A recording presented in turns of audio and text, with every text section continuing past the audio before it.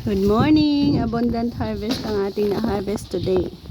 Iba't ibang klaseng mga gulay, guys. So, yan ang ganda ng ating bagong tubo or sibol na mga kangkong natin. Perfect para sa ating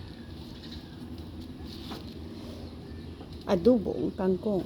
So, mayroon din tayong pulang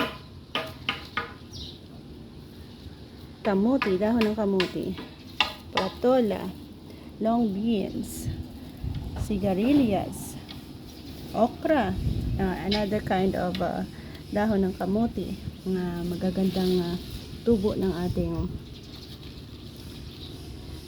alugbati, and of course, ang ating